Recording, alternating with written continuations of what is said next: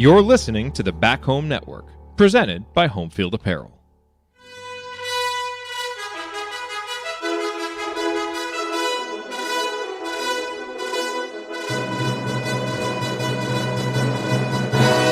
And welcome, Hoosier fans, to another victorious episode of the Assembly Call, as today your Indiana Hoosiers kick off the 2022-2023 season unofficially in an exhibition game with a victory, 78-42 over Marian. The Hoosiers played without Trace Jackson-Davis and without Tamar Bates, who are nursing injuries that no one thinks are serious, but those guys sat today out.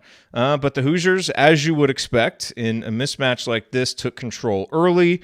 And while there were some ups and downs, never really looked back and played a solid 40 minutes altogether with a lot of guys getting a lot of minutes, and we're going to break it all down for you here on this edition of the Assembly Call IU Postgame Show. I am Jared Morris here with Coach Brian Tonsoni and Ryan Phillips. And let's start this show the way we start every show, and that is with our Hoosier Proud banner moment.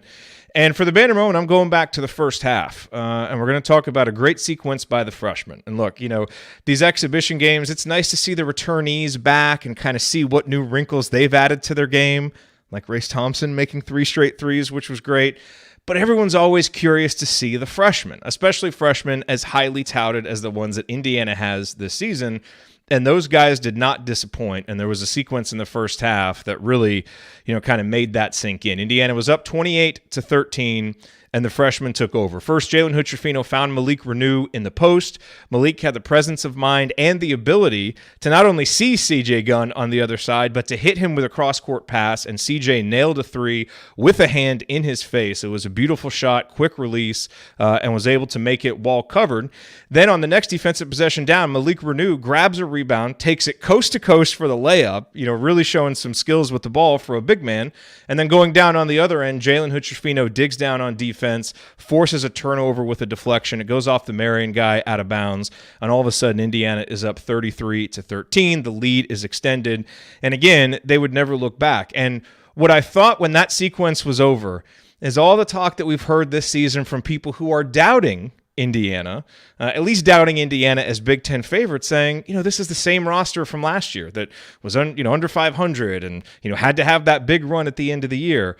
And look, there are questions about this Indiana team, and I'm not saying any of those questions were answered today, but one that is it just the same roster? No, it is not. Jalen Hood-Schifino, Malik Renew, clearly guys that are ready to play big minutes. And based on what we saw from C.J. Gunn today, he's a guy who could produce as well. And that sequence from those three was really impressive early in the game. Just one of many impressive sequences that all three of those guys had in their first performance in Assembly Hall. All right, our banner moment, as always, brought to you by our friends at Home Field Apparel. And let's talk about them now.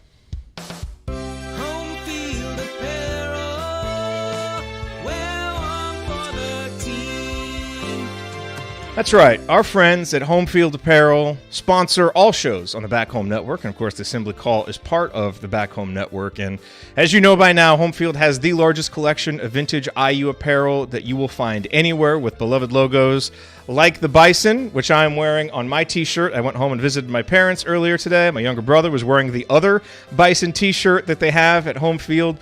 Coach is here. His entire wardrobe is Home Field apparel now. That's pretty much all he owns. And with Christmas season coming up, if you've got people you're shopping for, you definitely need to stop at Home Field Apparel. You can use our promo code HOME, H-O-M-E, to get 15% off. But they've probably got something for everyone on your list, because they have 140, 150 different schools, great logos and brand marks that they've brought out and dusted off and breathed new life into. The materials are comfortable, they last through many washings, and you're supporting a company that came up through Kelly, that is based in Indianapolis, and that supports Indiana-based productions like ours. We love those guys. They've been longtime supporters, and we are longtime supporters of theirs. So go to homefieldapparel.com, use our promo code HOME to get 15% off your first order.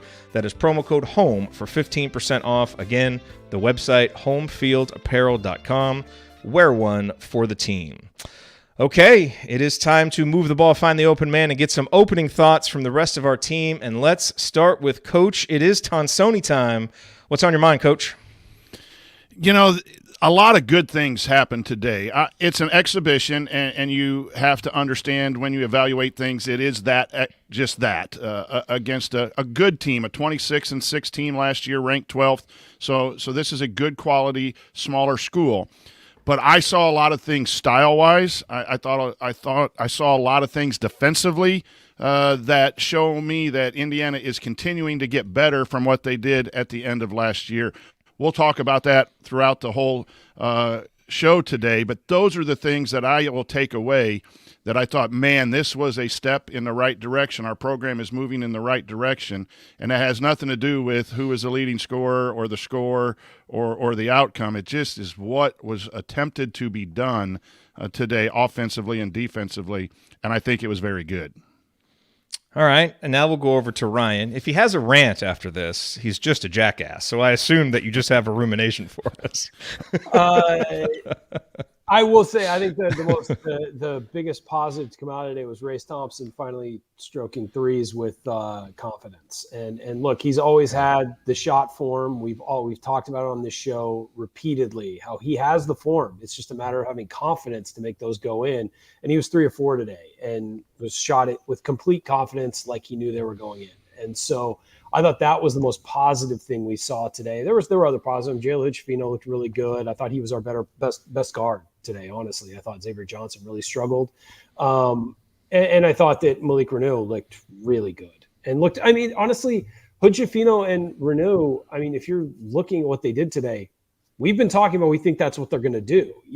That's the kind of players they are. That's the kind of program they came from, where it's going to be really a smoother transition than most freshmen. And so both of them looked, I think, were as advertised. I don't think it was any shocking thing that they played the way they did. And I'll say this about Hood-Schifino. He's still got to be able to knock down threes, and we didn't see that today. So he shot a couple longer jumpers, but he's got to be able to step into a three and make them. So that's a question mark moving forward. Other than that, it was what you expect from this type of game and this type of performance. And I'm just glad they got a lot of guys in the second half and didn't stick with the guys we're going to be seeing a ton of. Yeah. So, for our private community members who heard the Q&A that we did with Anthony Leal, and then for those who listened to the recent Inside Scoop with Tamar Bates, I asked both of them, what is the number one individual player skill that has improved the most on the team that fans will be most surprised and excited by? And what did both of them say? Race Thompson's three-point shooting.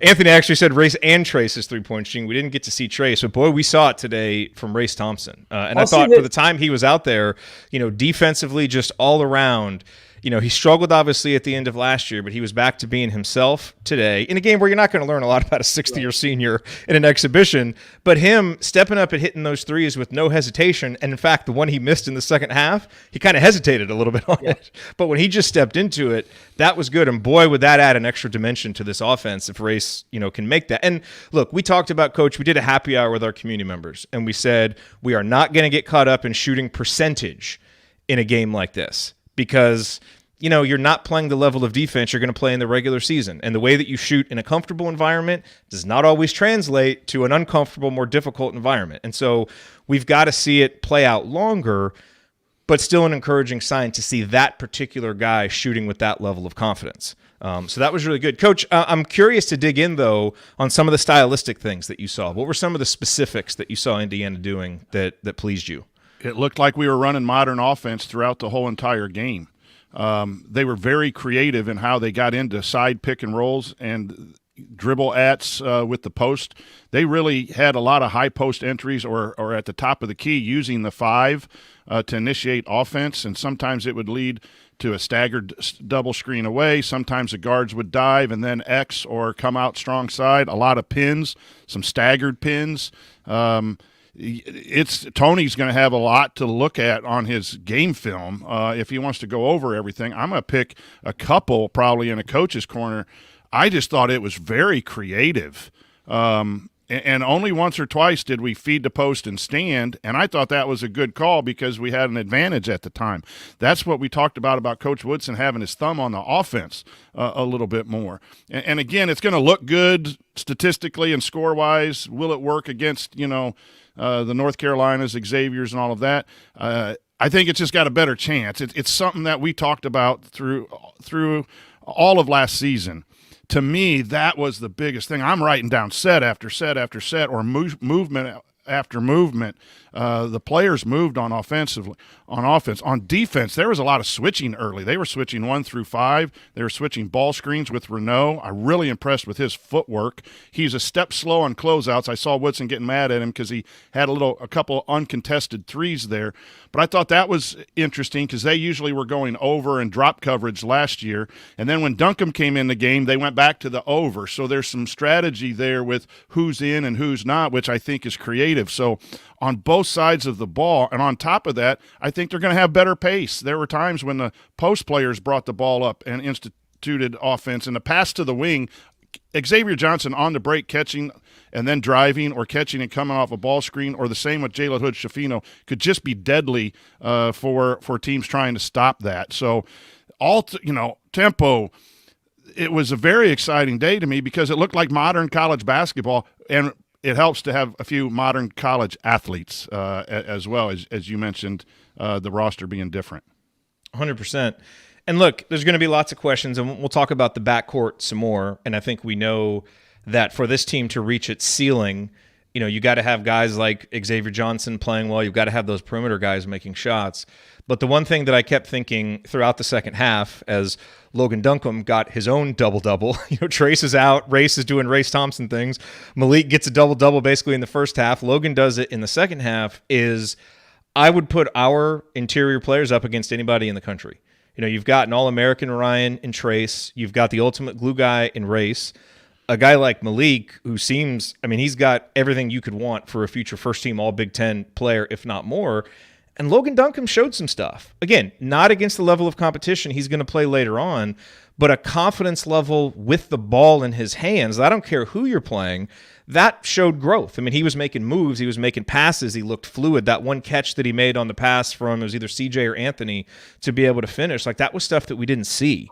And so to have that level of depth now, think back last season, Ryan, to how often we needed Michael Durr to come in and provide minutes. And occasionally he did, but they were mostly unproductive minutes. Yeah, but his production was typically defensively. Yes. Yeah, but he gave you nothing offensively. And now, with what Malik and Logan can provide, that's a lot more production off the bench down low, not to mention young production as you project it forward. So I was really encouraged by what I saw from those two guys. Well, look, Logan Duncombe, if he was playing at Ball State or a non-Power 5 school, he's probably a starter.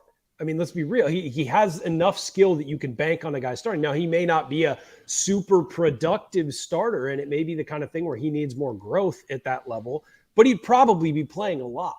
Whereas here, there's just a lot of depth. And I think it's the kind of thing where next year he probably is probably in the starting lineup, unless Indiana gets one of these recruits, they're, higher level recruits they're going after to sort of, there's a couple guys who might reclassify, whatever.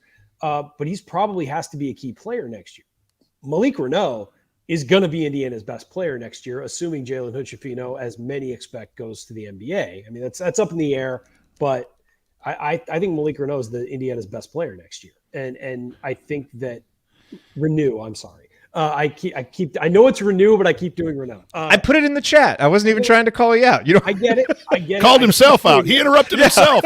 I'm trying to be very tactful by doing it in the chat. But Malik, we'll go with that just for a while. Until Stud. Yeah, he's going to be the best player next year, I think. And you looked at the multi-skills he has at that position, and his footwork is incredible. And just the way he operates with the ball, he's incredibly confident for his age. As is Jalen Hood-Schifino. And again, that comes from the program they're from. And so you look at that depth they didn't have last year. If Trace Jackson-Davis gets into foul trouble, you've got options. You can put Race at the 5, Renew at the 4, switch that up, maybe even go 4-5. You've got Duncombe to come in and eat a few minutes if you really desperately need some. And at least Duncombe's going to rebound. He's going to be able to rebound no matter what. Will he be able to go one-on-one with Zach Edey offensively? Probably not. But he can pass too, though. That's the thing. So you can play him with better players. Yeah, and so I do think that was certainly a positive development to see him. And the way Duncombe was moving is different than last year. He just moves better on the court. He has more purpose, and he's more of a I know where I'm going. I'm going a direct line to here to start here, and then I'm going to move here and set a screen or do something. It just felt like last year he was kind of wandering through when we did see him. So I would say I think that's a huge development. But Renew is a guy who could be starting in a lot of places and won't be this year, but you're going to see a lot of it. You know, I think that's part of that offensive stuff that I was seeing and talking about too, is they're trusting their bigs to handle the basketball. Catch at the high post, dribble at a guy, you can cut back door. That tells me that Trace is going to be playing up there some. Race can be playing there some. That's just totally different than that low post, run to the low post, feed the low post stuff. But both of those guys had excellent footwork, but Renew's footwork is just beautiful. He's got that old man game where he gets his ass back in there and backs in, and then whoop, you know, and it's in. I mean, that's just fun to watch. And he's got a lot of touch around the rim too. I mean, that one where he drove in and kind of spun around and then just softly laid it off. I mean, a lot of freshmen try and throw that against, you know, don't have that. So again, it's their program. They know how to play basketball because of where they went to school. The biggest thing about Duncombe is his heart. And that's what I heard from people who played against him in the Cincinnati area. And that's how you get rebounds. Duncombe, you know, again, it's against Marian, but it's the scheme, it's the overall stylistic thing. There's a kid who's going to come out and lay it on the line all the time. Renew took a couple charges. One, he got called. One, he kind of got that little hip pointer or the bruise on his thigh out of, but he's not afraid to go out and try to do those things. So you saw that those two really had, I thought, good starts to their season. But Duncombe's not going to be good enough to take minutes away from the other three. But he'll be there in case of a pinch of foul trouble or something to give you a burst for a minute to a minute and a half, capable of doing that as needed. And then in the future, that's just something to work with. But and I thought the same with C.J. Gunn on the freshman. I thought Banks showed why he's going to be limited in minutes. I thought he was a little rough around the edges when he came in. But, boy, can C.J. get that shot off quick, too. You talk about footwork. You got to have it to get your shot off quick. So we brought in three freshmen that did change the roster, Jared, from your banner moment, because they really all looked fluid, and some of our returning players didn't look as fluid, and we'll touch upon that later in the show. One thing I'll say, I think that is going to be a lot more present on the second unit this year is basketball IQ. I just think these guys know how to play basketball. Renew and Hood-Schifino, who I think will run some with the second team. I think there'll be some blending there where he'll be a starter but run with the second team some. I like basketball IQ. Trey Galloway, basketball IQ. Miller Kopp is started, but I think he'll run with the second team some as well. Basketball IQ. These guys know how to play basketball. And Duncombe as well, and Duncombe we'll see more of. I think that there's a little sometimes a little too aggressive, sometimes a little too passive. So, but again, he's got to play more. But I mean, even Anthony Leal comes in and he's your last guy, and he knows how to play basketball. He knows what he's supposed to do. What the smart thing to do is, where to be on defense, where to be on offense. Something they just didn't have last year. And so they didn't have basketball IQ sometimes on the first team last year at times. So I just think that there is more. When you talk depth, it's not just skill depth. It's not just athleticism depth. It's not just talent depth. There's also a knowledge of how to play the game right on this roster. And we expected that, but it was nice to see it today. Yeah, and look, I think as we close up segment one here, it's important to remember, what do you look at in a game like this? And to me, you got the result you wanted, which is a blowout victory. We have a segment for numbers. We'll talk about a few numbers, but you look for habits. And a lot of the stuff that we've talked about here is a habit. With Race, shooting quickly and in rhythm is a habit we've wanted him to get into. We saw it. I think with C.J. Gunn, he competed on defense. Like, I like that as much as I liked him getting the shot off quickly. Again, that's a habit. Logan Duncombe's rebounding. Those are habits. And so I think, we saw some of those. Now, we're going to talk about a couple of habits that I didn't like so much coming up. But for the most part, I thought, we saw a lot of those things that you would want to see. And being able to go out and put together a performance like this in your first time out without your superstar that everything orbits around and one of your three or four most talented offensive players is a good sign for Indiana. Okay, that is going to do it. Oh, I already started. Nope, I already started the music. Nope, sorry. We'll continue our breakdown of Indiana's victory over Marian. Talk about the meaningful moment you might have missed. We'll go inside the numbers and more, and whatever Ryan wants to say. You're listening to the Assembly Call.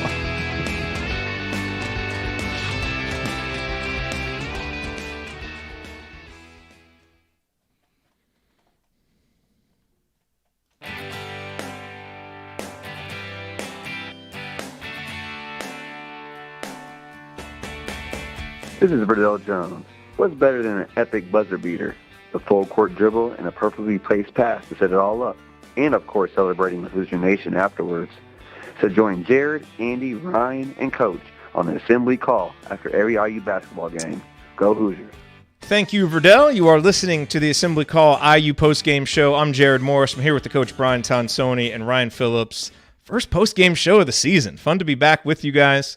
We're breaking down Indiana's victory over Marian. Ryan, before we get to the meaningful moment, what did you want to say at the end of last segment? You said that what do you look for in a game like this? And I think one thing we need to touch on is how guys play together. What's the chemistry like on the court? Do they play off of each other, or is it a bunch of guys kind of doing their own thing? This looked like these guys have been playing together for a while. And I thought that especially X and Jalen Hood-Schifino really kind of balanced each other well, even though we'll talk about Xavier Johnson's game today.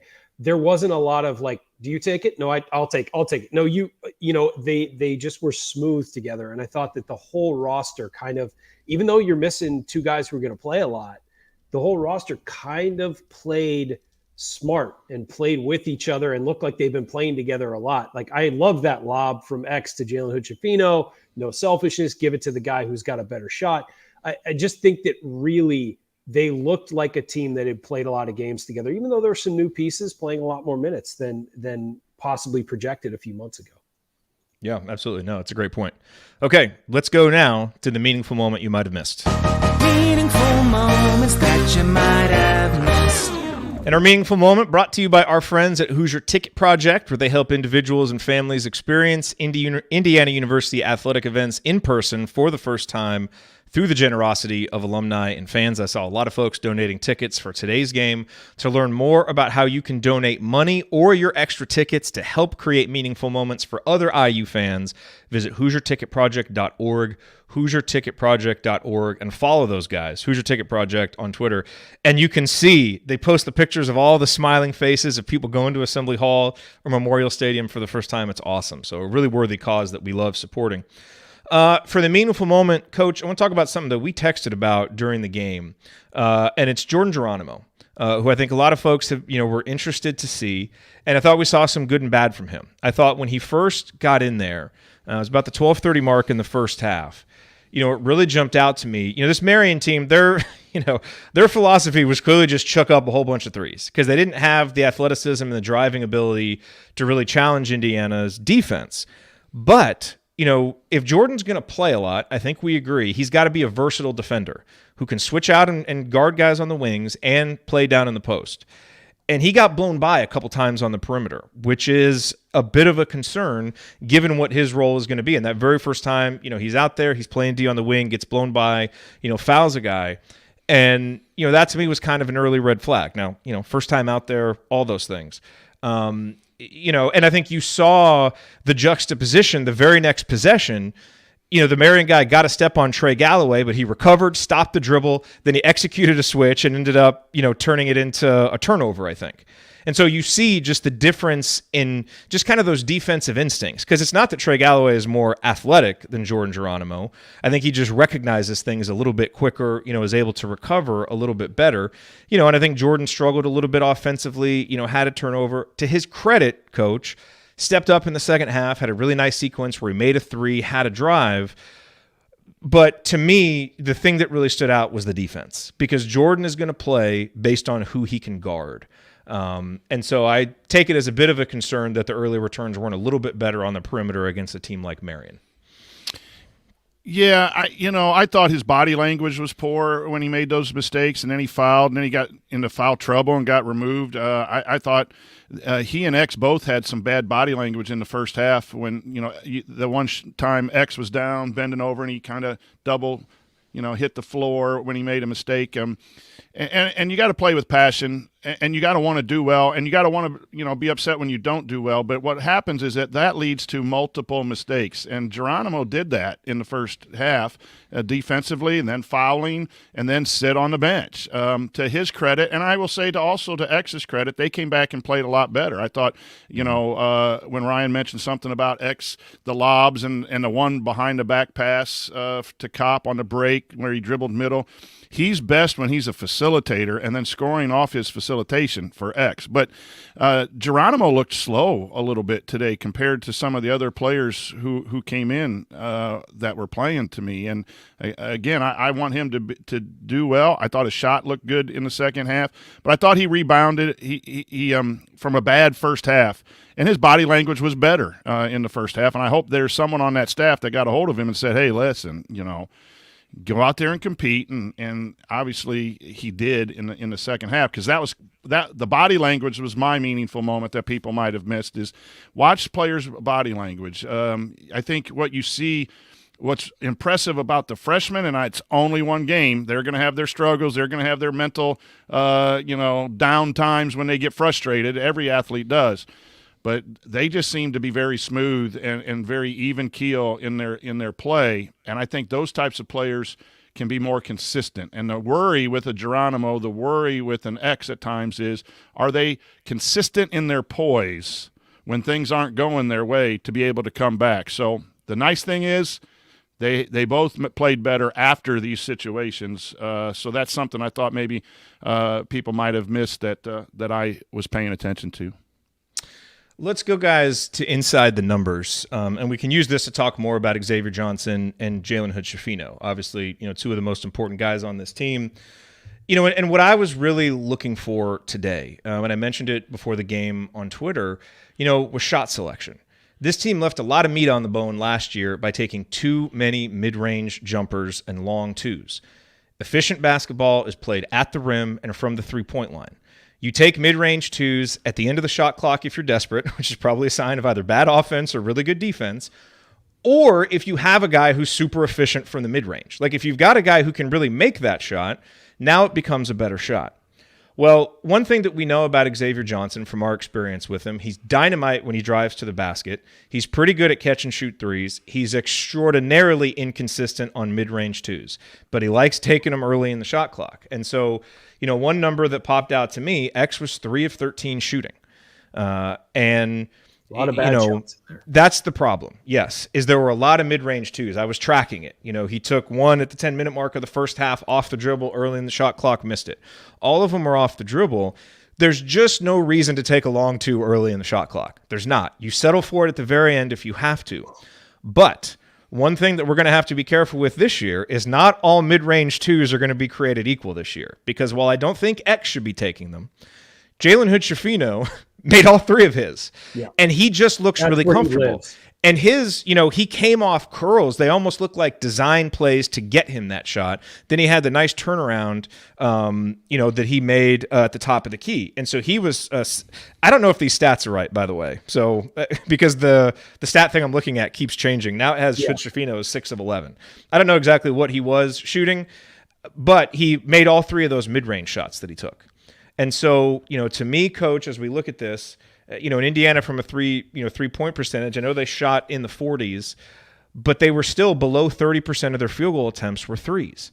And so again, I think, something else, Coach, for X is in the second half, toward the end of the shot clock, he had the ball.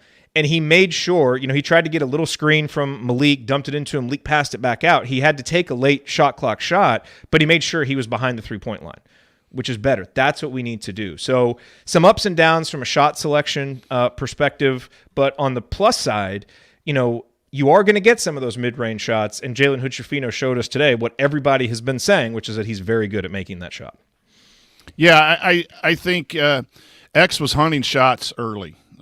He took some contested running shots at the rim. He took those quick shots that you were talking about. And then in the second half, again, I think Indiana made some adjustments at halftime, just talking to people about how to play the game and how to make decisions within the game. And that happens your first game too. You get out there, you're excited, and you forget a little bit about what got you as a player and got you as a team there. But that's definitely something. The kick out 3, no problem with those, or a late shot clock situation, no problem with those. But we have enough talent on this squad to not hurry up and take shots within the early first half of the shot clock that are twos. Now, you do bring up a good point about design twos for a guy who can elevate. The difference between those two players is Hood-Schifino can just elevate. That turnaround jumper, fadeaway, that's something not a lot of players can do. That's why he's a 5-star special player. X, it's always a little bit leaning or bumped or whatever, and it's not a wide open pull up two or even just slightly contested. It seems like his are tougher twos. That's got to be eliminated. I'm sure the coaching staff will talk about that. But the 3 percentage, what's that? The 3 at the rim or whatever stat on the stats that you sent us. Shot quality. Shot quality. That's got to go up for Indiana to take advantage. Those Jalen Hood-Schifino threes you were talking about, Jared, it was almost like they were plays run for a guy who would shoot threes, but they would run off those curls and stuff like that. Yes. Instead of doing that for a shooter at the three-point line, they were doing it around the free throw line. And so it was almost that you're right. It felt designed like, hey, this is your strength. We're going to attack here. Mm-hmm. And hopefully as a freshman, you can stretch him out. Because if you can make that shot, you can make a three. It's a mental difference. It's not it's the kind of thing where if you probably put him in an open gym and you didn't have a three-point line down, he'd probably be fine. You put the three-point line down and mentally you think it's a different shot, and it really isn't. And a lot of guys struggle with that, stepping behind that line. It's crossing an invisible barrier, essentially. It's no different than 3 feet in. It's just a matter of shooting the exact same shot, a little slightly different, more power on it or something like that should come naturally. So I do think that it looked like they were really attacking with his ability to do that. And it'll be something that Indiana takes advantage of. And if you watch his high school tape, he lived there. He lived around that. He could finish the rim. And one thing I love was his first basket. I think it was his first basket. He drove in, took contact, and fought through it. That was something that's all over his high school tape. He almost invites the contact, and he's got such a strong body that he goes right through it. He does not care. And that is important in the Big Ten. And that's something that a lot of young players do not have. Yeah, and look, this the whole shot selection thing, it bears watching because last year's team did not have anybody that you felt good taking those mid-range shots. But with Jalen, and if that shot comes back for Tamar, because he's a guy who could make that in high school, if you can get those two guys that can actually make those, and you need to hit that shot 45 to 50% of the time to make it a worthwhile shot rather than, trying to go for a three, that could really help the offense. We'll see, but it's a nice added dimension if Indiana can actually be a 3-level scoring team because they weren't last year. The other number, guys, that I want to talk about, and I don't know what's going on with the stats. It now says 92-51 Indiana. Like everything just keeps going up. I don't know what's happening. So forget about the numbers. All right, I'll stop. We just have some new banners that I've been playing around with, and I added them in at the end of the game. But obviously, there's some. No, those banners are cool, but the stats on. I don't know if you can trust those numbers on the banner. Just so everybody knows, there is one box score available for this game online because ESPN's not listing exhibition games or anybody else. Yeah, and it's like the game's still going. It's through Indiana, and it's so far behind, and it keeps like throwing weird stuff up there. It's strange. Yeah. It's anyway, really not. Yeah. But the only other number that I wanted to point out is 2, which is the number of shot attempts for Miller Kopp. Now, he didn't force any. And I was actually really impressed early in the game. I thought there was a spot where last year he would have settled for a long 2. And he was patient, dribbled in, made a layup. I mean, he made both of his shots. I thought, the 3-pointer that he made in the second half, I think if he runs the floor, he's going to get a whole lot of those Christian Watford trail threes this year. And it was a great play by X to recognize it, dribble into the middle of the court, drop that nice little behind-the-back pass. And what I loved is Miller caught the ball moving. He didn't drift. He went straight up. His mechanics were there, and he nailed it. And so I think ideally you want to see Miller getting more shots. But, he made the 2 attempts that he got. And so, solid outing for him. But I think Indiana needs to find a way to get him more attempts because it was a nice start from an efficiency standpoint with 3-point shooting. But I don't care because it's against Marian. I'm still a little concerned that it doesn't seem like a natural part of their offense to take more threes. And I think they've got to figure out a way to make that more of a natural part of the offense. Yeah, I think with Miller, what's interesting and what I really like to see was I love that first drive. And, people forget he's 6'7". He's got some, and he's strong. And I think he needs to bully some of the guys who are going to be guarding him this year. He's going to have guys who are 6'5" and smaller because he's a wing.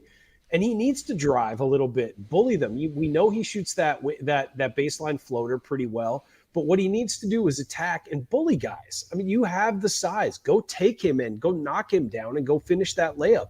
And it was nice to see that, and I hope he has the confidence to do that because if you're one-dimensional and all you do is shoot, you make yourself easy to guard just as the same way that if you can't shoot, you make yourself easy to guard. If you're just going to stand out on the wing and not move much and do nothing, which is what he and Parker, as part of the offense, I don't think it was their fault, did last year, that's a problem, and it's easy to guard. So his ability to maybe he would break it up a little last year, shooting that little baseline floater and trying to get into the rim. But if he can bully guys like that and use his size to get some points, it really will expand what he can do and what defenses have to guard. Yeah, I think it's going to be interesting to see how much run he gets. In a game where you had two players out that would get a lot of minutes, he didn't get a lot of minutes today. And starting each half to get things going, to honor who he is, to get things going, and he'll play in key situations. If a team's going to play zone, Marian went to zone a little bit at the 9-8 minute mark. He didn't come in right away, but he got back in a little bit later against zone teams. That's where you're going to use him. But I think we're starting to see if we want to see the next pattern of the next exhibition and early on is that he's not going to get full starter minutes in the mid-20s or anything. It's probably going to be 16 to 18 minutes would be my guess, just if you can read anything into today. The other thing is they have him taking the ball out of bounds, which you have your most cerebral guy taking the ball out of bounds so you can read. And, boy, they hit one real early, a nice little elbow jumper off inbounds play. And I thought that's something that Woodson did really well last year was execute out of timeouts and execute on out-of-bounds plays for the most part. And so Miller Kopp's going to have a role on this team. It's going to be a very important role. But I don't know if it's going to be a star role or a major minute role. In some games it'll be 13, 14 minutes. Some games maybe up in the 20, 21s. But I don't see it based on, again, just a quick analysis, which probably isn't fair. But that's okay because I've always said we got more athletic team this year. You got to get your athletes out there. And I imagine we're going to see Tamar too, and it's going to make a big difference in his growth when he gets out there to play, how fluid he is. And so Miller's got to be ready to hit shots when he's out there and contribute in that fashion. And I think he will. But I do think it's going to be a reduced role from what he had last year. The only other meaningful number, there are currently 355 people watching live for an exhibition game post-game show in the middle of a Saturday. Pretty sure that's a record for an exhibition show. So nice to see you all here. Thank you for being here. I think a good sign of the excitement level for this team in this season. And the guys gave us all a lot to watch and enjoy. All right, coming up here on the Assembly Call, as we move into our final segment, we are going to hand out our game balls, the Hoosier Hustle Award. We will discuss a lingering question or two, maybe one from a tweet that we just saw with Mike Woodson's comments in the postgame. That's next on the Assembly Call. Stick with us.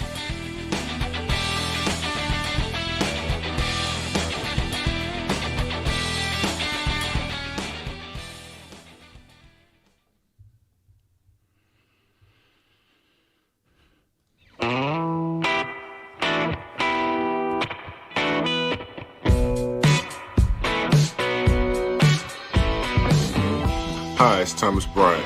What's the only thing better than being Kentucky in the NCAA tournament? Celebrating it with friends afterwards. Join Jared, Andy, Ryan, and Coach after every IU basketball game. Go Hoosiers. Thank you, Thomas, and get well soon. Get back on the court. You are listening to the Assembly Call IU postgame show. Catch us live immediately following every IU basketball game and every Thursday night at our website, assemblycall.com. And make sure that you sign up for our free IU Hoops email newsletter. Over 10,000 of your fellow IU fans have subscribed. You can join for free at join.assemblycall.com.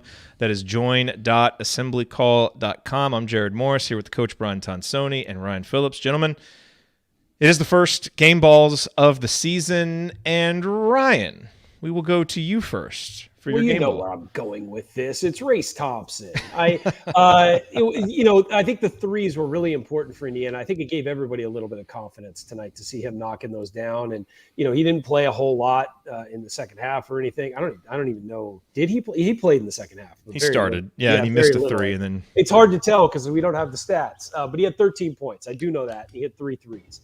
But it was nice to see the way he basically commanded the floor when he was in. And honestly, I think I texted you guys, like, look, Trace Jackson-Davis, best player, going to put up the most numbers. And we talked about last year. Trace was the best player. Race was the most important player for most of the season. I agree that end stretch kind of changed that a little. But what I'll say is this year I was thinking, Xavier Johnson might be the most important player on this team because it's a guards game. He and Jalen Hood-Schifino, he's got to lead the way for the young guy.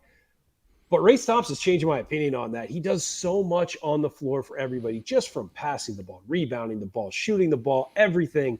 He just showed again, man. People underrate him constantly, and he really is a phenomenal, phenomenal basketball player. You know what the thing is? The context of that conversation has changed. Last year, X was so important because there was no one who could even come close to doing what he did. Right. Race was important because there was no one who come close. And it's the same thing with Trace. Now, okay, if X is a little bit off, you got Jalen. If Trace is out, you got Malik. If Race is out, you got Malik. You got Logan. You've got these other guys who can do stuff. We're not so desperate now for those top guys. They can lead, but if they've got an off night, someone else can step up. And, we're going to need to see it more against better competition, but you saw little hints of that today. And for my game ball, I'm going to go with Malik. His first time out, stepping in for Trace Jackson Davis, who was out. I think he was... saying he was the best player on the floor, I don't know if that's accurate, but he did the most impressive stuff. Part of that was because of the competition, because Marian didn't have anybody strong enough or quick enough to stay with him. But he showed stuff that translates. The footwork translates. The ability to handle the ball in the open court, it translates. The awareness, not just to see CJ Gunn on the opposite side, but to hit him with a cross-court pass, that translates. So he's not going to get, he is big and physical already, but he's going to play other big physical guys. He's not always going to be able to bully people, but he's got the footwork and the touch that he'll still be able to be productive anyway. So I don't think Malik could have shown much more in his first time out to make you more optimistic and was productive, in a game where he's stepping in for the injured All-American and kind of looked like an All-American himself, honestly. So it was a really good first performance from Malik. Coach, who gets your game ball? I'm going to go Logan Duncombe because he's not going to get too many opportunities, and the dude had a double-double. According to whatever stats were on there at the end of the game. He had 10 I think points it was 11 points, 11 rebounds. 11 points, 11 rebounds. So, why not? And credit him for, sticking with the IU program. He's going to have to do it again this year because he's not going to get a lot of run and working hard through a tough year last year. And in fact, I think, Coach Woodson tweeted out or said something in the post game, and I think we actually have it here. Woodson said he told Logan Duncombe in front of the team how proud he is of Duncombe because, quote, he's hung in there with me and he's caught a lot of hell. That's straight from there. So if Coach Woodson says that, I have to find the opportunity or take the opportunity to give that to Logan Duncombe. Okay. Very nice. So we've got one vote for Malik, one vote for Race, and one vote for Logan. Time to go to the chat mob and break the tie. Who do the chat mob have? Coach, why don't you tally up some votes while we do the Hoosier Hustle Award, and then we'll come back and present the game ball, all right? So get your votes in for Coach. Coach will tally them up, and you guys can make the final decision there. But now...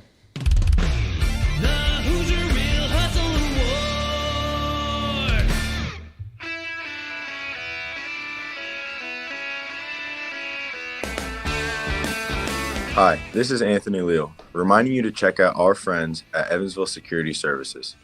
Based in the hometown of IU legend Calvert Chaney, Evansville Security Services has been providing off-duty police officers to businesses and individuals since 2001. In other words, they're in the business of prevention and peace of mind. And remember, prevention cannot be measured. To learn more about how Evansville Security Services can help you preserve your peace of mind by preventing bad outcomes, visit evansvillesecurityservices.com. That's evansvillesecurityservices.com. All right. Thank you, Anthony. Time now for the Hoosier Hustle Award. By the way, music provided by Bob Thompson, who is awesome. We love Bob Thompson. Hoosier Hustle Award. Coach, you lead us off. Who gets your Hustle Award today? Man, that's going to be interesting. I was just tallying all the votes, and now you come to me first. So come back to me. Should we announce the winner real quick? I think Logan Duncombe and Malik were the two that everyone voted for, but Duncombe got quite a few more. So the chat mob. Logan Duncombe. And I'll get a banner for the chat mob. Preseason hype. I'll get a banner here coming for the chat mob. Coach has really explored the studio space here with StreamYard. We got a lot of updates here.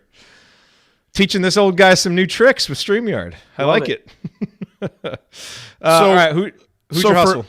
For me, I'm going to go with Malik Renault for his rebounding. I thought Renew. Golly. Give us some leeway, folks. It's a preseason. Yeah, so sorry, Malik. We're just going to – You had all offseason. You get no leeway. You had all offseason to practice this. Come on, habits. That's what we're looking for in these exhibition games. I really liked the way he rebounded the basketball. A lot of one hand, he can go up and just snag it.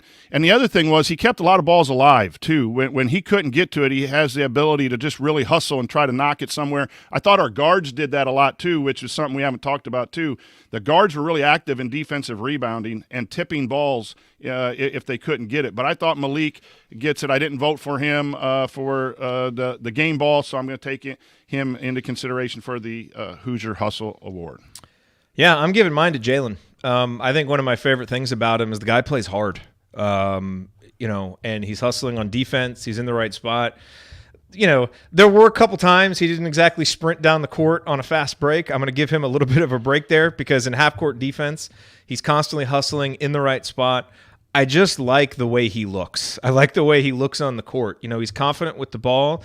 You're not going to speed him up, but he's always active hands, active eyes, trying to be in the right spot. And when you can combine a guy with that size and that ability who also plays hard and is that focused, you've got the recipe for an outstanding player who can produce as a freshman. That's one of the things I was looking for him, and I was really impressed. And I think it's probably a heck of a good sign that the two guys we've cited already for Hoosier Hustle are two freshmen because you don't often see that. Ryan, who gets yours?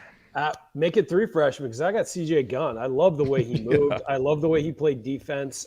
He's a little unpolished as a defender, a little handsy, but that's okay. But I love the effort. This is the Hoosier Hustle Award, I love the effort. I love the way he got up and down the floor, and I loved his confidence. He just seemed like a confident kid out there. He's a baller. He's a baller, dude. I got CJ Gunn as my Hoosier Hustle. So we got three-way split, guys. Yeah, that's the term that I kept thinking. Sometimes you can watch certain guys and they're good athletes playing basketball, but they're kind of having to think it. And like CJ just looks natural. He's a baller. He's got a quick release. Now the long two that he took off the dribble early in the shot clock could have done without that, but it was a confident shot. Like I actually like the fact that he had the moxie to take it his first time out there, but hopefully he learns that maybe that's not the shot to take. But I didn't know what to expect from him defensively, but he really competed. And I like that. And I think as his technique and fundamentals catches up, that's a guy, good early returns from him. I like what we saw from him. All right, guys, it is time for one lingering question. Coach, we talked about this in our community happy hour, and I want to talk about it again, which is a lot of people have talked about how is Coach Woodson going to handle substitutions? Are we going to have this first unit, second unit thing? Who's going to be the point guard, with the other guys? And I think a lot of us have hoped that it's more of a bench than a second unit. You work guys in, not necessarily you're putting in waves of 4 and 5 guys, letting them play for a while, kind of that NBA mentality. A couple of things that we've seen early. Yesterday in Coach Woodson's media availability, he just used the term second unit a lot, which I think sent up kind of some red flags. And I see a tweet here, and this is Mike Schumann tweeted this out. He said, Woodson says he likes to have 2 initiators on the floor, also likes to give Bates and Galloway experience as primary ball handlers in the second unit. And so that's interesting to me because I've kind of assumed, and we've kind of assumed, that X and Jalen will start, but maybe you'll stagger them so one of them is always on the court. I have to say, based on what we're hearing, it sounds like it's more of a second unit with Tamar and Trey being the initiators on the second unit. We'll have to see how that all plays out, but that was something that a lot of us wanted to see, and I can't say that the early signs point to anything really being different on that end. So that's my lingering question is how are we feeling about that? Now, I do think those guys, they'll be able to provide some offense and more driving, and so I think it'll be better, but it's still kind of a concern I have that I'm looking to see moving forward. Brian, what do you think about that? Or Coach, go first. Sorry. Really bad point guard play there by me. Which one? Ryan, you go. All right, there we go. Rusty. I do think that you need to see some blending in the first and second units. I don't think that the line change works in college basketball the way that it does sometimes in the NBA. But what I will say is at least this second unit is way more talented than it was last year, and there's more depth and more ability. So he may do it and get away with it for a while, but I do think if we get into the teeth of the Big Ten schedule, you're going to need to have one of your better ball handlers on the floor at all times. And I don't think I love Trey Galloway. I don't think that's Trey Galloway. I don't think it's Tamar Bates as your point guard. I think Tamar Bates needs to be your scorer on that unit. So I do think Jalen Hood-Schifino is going to have to run with the twos at some point. I do think you're going to have one of one of Xavier Johnson, Race Thompson, or Trace Jackson Davis on the floor almost at all times to sort of settle things down. They're your veterans. You need them on the floor. That doesn't mean you can't play the other guys, but it means that you need to stagger their minutes to make sure you're getting the most out of your opportunities. So as I read this tweet, we have it at the bottom of the screen. There's some good and then there's some concern, right? 2 initiators on the floor is fantastic. It could be X and Tamar. It could be Hood, Schifino, and Galloway. That feeds into what Ryan is saying is one of those two. I wrote down, I thought in the first half, one of those two was on the court at all times. When X went out, Hood, Schifino stayed in, and then X came in and Hood, Schifino came out. So I was all excited to see that. Could be because Tamar wasn't playing. But it could have been because Tamar, and then you had TJD out, so you weren't really going to go second unit today. There wasn't an opportunity. So that's the concern. And then if you want to be positive with that quote, Bates and Galloway experience as primary ball handlers. I don't think that's bad. Galloway was running point when both of those guys were out today. It's nothing wrong with giving them the chance to have the ball in their hands, but have that other guard on the court would be my suggestion at all times. I don't mind them bringing the ball up on a fast break and having the point guard run up ahead to the wing, because now you can throw ahead and drive or throw ahead and ball screen right away in transition. So having Bates and Galloway handle the basketball doesn't bother me. Having Bates and Galloway together handling the basketball, that would be a concern. And we've heard it yesterday in he needs to have a wordsmith tell him to quit just saying second unit and panic. All of us with that hockey style sub, but maybe it's just words. Hopefully, a couple other random observations. So Trace and Tamar did not play, but we're out there in suits. Man, did they look sharp. I like that look, man. That was a good look. I like that look. Not having them in sweatsuits, but in real suits, they look good. Trace looks serious too. Yes, he looked like a serious man with that outfit. Yes. That was great. And then here's a great tweet from Zach Osterman. Woodson says he watched the 1976 national title game at Steve Downing's house. Quote, his wife cooked a big-ass pot of chili. I probably ate 4, 5, 6 bowls of that chili. I've been starving ever since. we were in mid-season form. Coach Woodson's awesome. Indiana basketball is the shit. Yes, absolutely. It is. All right. Any final thoughts, gentlemen, here as we wrap up our first postgame show? A few rough edges here in this show, but, it's all good. That's why we do these. By the way, you're listening to the Assembly Call IU postgame show. Check out our friends at Home Field Apparel. Use the promo code HOME at checkout to get 15% off your first order. That's promo code HOME. So if you haven't ordered from them, save up a massive order for Christmas. Put it all in one cart and then get 15% off all of it. Do this the right way. Last call. Let's get some final thoughts. Coach, you go first. Yeah, I thought it was a really good start for Indiana. You get a little concerned when you see Tamar being out and Trace Jackson Davis, and then right away you know that other players can get some time, and I think that's going to benefit Indiana down the road. Banks got out there and played. Gunn got out there and played. We were able to see major minutes from the 2 other freshmen, and so you got it on film. Now you can go teach some more. But stylistically, I thought this was what Indiana needed to do, and what kind of I needed to see to calm down a little bit from worrying about how good this team is. This team can be good. I said in our community coaches corner, I wanted to see how the freshmen played. Boy, they played well, really well. I wanted to see how they handled the post. I love the high post entry, side ball screens, dribble-ats, all the stuff they did to initiate offense, and that's probably just a small piece of their whole plan. I thought that, and then I couldn't really see Woodson's rotation because the players were out, but we just got done talking about there's some possibilities of keeping a point guard on. So all 3 things were positive that I was kind of looking for, and that's always good in the first game. Ryan, last call. Yeah, I thought that Malik Renew, Jalen Hood-Schifino, as I said earlier, showed exactly what what we thought they'd show. They look as advertised, and I think that's a huge positive for Indiana, that they just look confident and ready for this level. The other freshmen kind of looked like they had a little wide-eyed first game in Assembly Hall. These guys have played in big games before. They played with big-time players. They played against big-time players. They look like they fit right in, and I think that's the huge positive to take away from this. They did not look about it. This is just a normal work day. It didn't look like it was their first game. And also, Race Thompson's shooting, I think, was the big takeaway from today, that he's shooting it confidently. It's not that he's shooting it because he shot it last year, and it's not that his form looks better because it doesn't. It looks the same. It's just the ability to believe that it's going to go in, and that's the top thing as a shooter. You have to think every time you shoot it that it's going in. And he looked like a guy who thought those balls were all going in. They never 100%. hit rim. No. I mean, it was clean. Yep. And he looked like he believed all three were going Absolutely That's the agree. point, That's the key word. That's the key word, believe.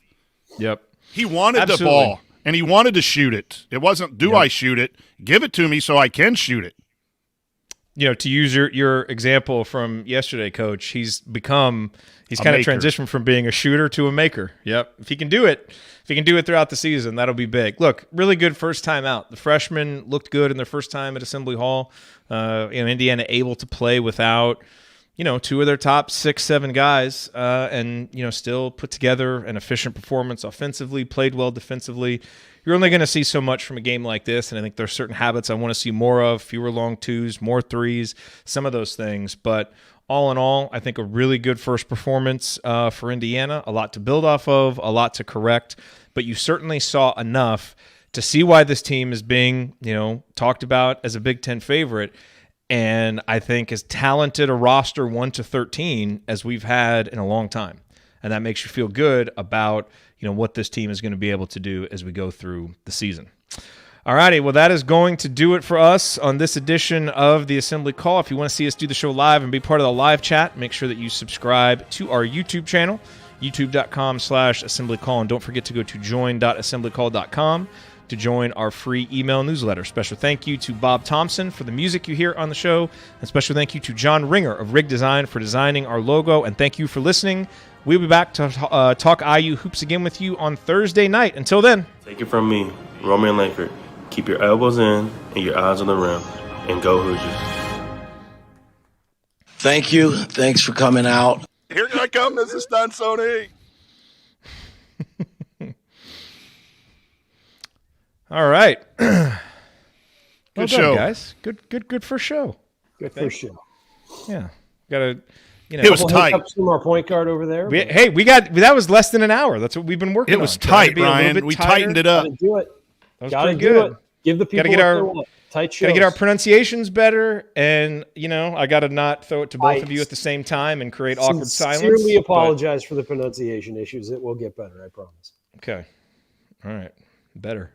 All right. We're really working hard to watch Andy Bottom's minutes here early in the season. Got to keep him fresh for March when he's doing bracket duty and assembly call duty. So he's on a little bit of load management here early if you don't see him. Your talking boot comment was pro. That was really good. He's in a talking boot. That was pro tweet right there. I hate to admit it, but he's right. All right. Well, go enjoy your afternoon, everybody. By the way, we should let folks know. The other thing that we talked about in our show meeting, one of the things that we're going to be doing is we felt like last year we looked at the chat too much. And we were responding too much to the chat and letting it, not that it, specifically influence things that we say, but it just does necessarily when you're trying to host a live show and you're looking at the chat and you get distracted, you're not listening to each other. So if you're leaving us messages in the chat, we're not looking at it as much this year until later in the show because we think it'll give us better chemistry together, talking, better conversation, and just make sure that we're giving our points and then kind of looking at that later. So I don't know if anything was addressed to us in the middle of the show. It's not that we were deliberately ignoring you. We're just not looking at the chat as much because we think it'll create a better show for everybody who's watching and listening. So just a little tweak that and try to be a little bit tighter with our segments. So we'll see. As we know, a lot of things are emphasized early in the season and you fall back into bad habits later on, but we're really working on this. Wait till that first loss, and then it'll all go to hell. Oh, it always does. It always does. All right, guys. Let's go watch some Texas A&M football. All right. Oh, jeez. Later, everybody. I know. Thanks, everyone, for checking in. See y'all. Go Hoosiers.